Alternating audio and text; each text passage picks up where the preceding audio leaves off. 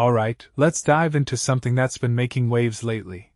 And no, I'm not talking about the latest viral dance trend. Google Earth, the tool we've all used to stalk our neighborhoods or dream about far-off places, just got a wild update. And let me tell you, it's sparked a debate that's way bigger than just tech. So, here's the deal. Google rolled out a feature that let users generate AI-created images and slap them onto real-world satellite maps.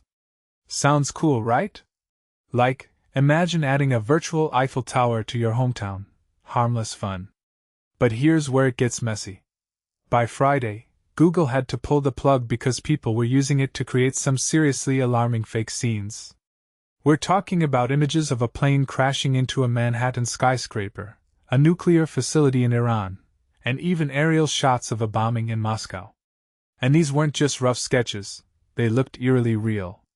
Personally, I think this is a perfect example of how innovation can outpace our ability to handle it.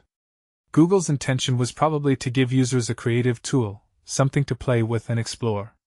But what they didn't anticipate, or maybe underestimated, was how quickly people would weaponize it. And that's the thing about technology, it's neutral. It's the how and why we use it that matters. What makes this really interesting is how it highlights the fine line between creativity and chaos. On one hand, you've got artists and educators who could use this to visualize historical events or design futuristic cities. On the other, you've got bad actors spreading misinformation or stoking fear. It's like giving everyone a paintbrush but not teaching them how to use it responsibly.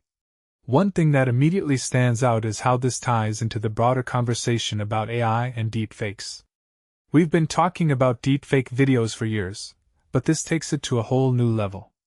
Now, anyone with access to Google Earth could create a fake disaster scene that looks legit enough to fool people, at least for a moment.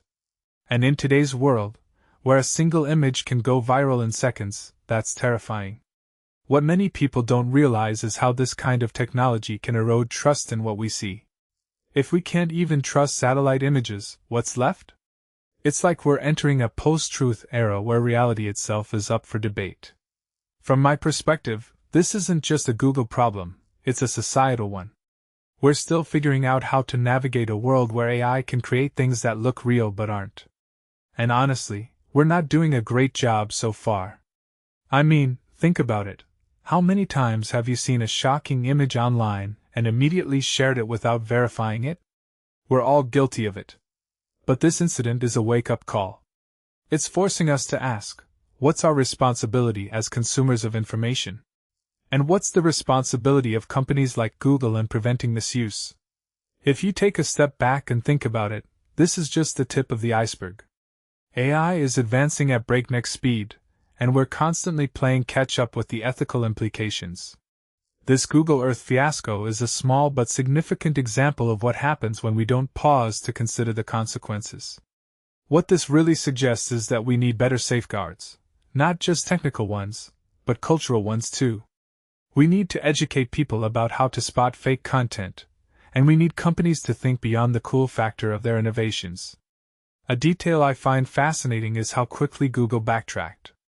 It's rare to see a tech giant admit a misstep so publicly. But it also raises a deeper question: why wasn't this anticipated?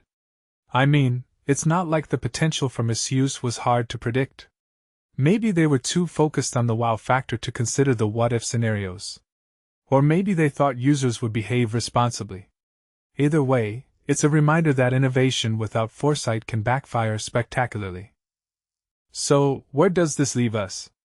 Personally, I think this is a moment for all of us, tech companies, users, and society at large, to hit pause and reflect. We're at a crossroads where the tools we create can either empower or endanger us. And the choices we make today will shape the future of how we interact with technology and with each other. What do you think? Is this just a minor hiccup, or a sign of bigger challenges ahead? Let me know in the comments. I'm genuinely curious to hear your take.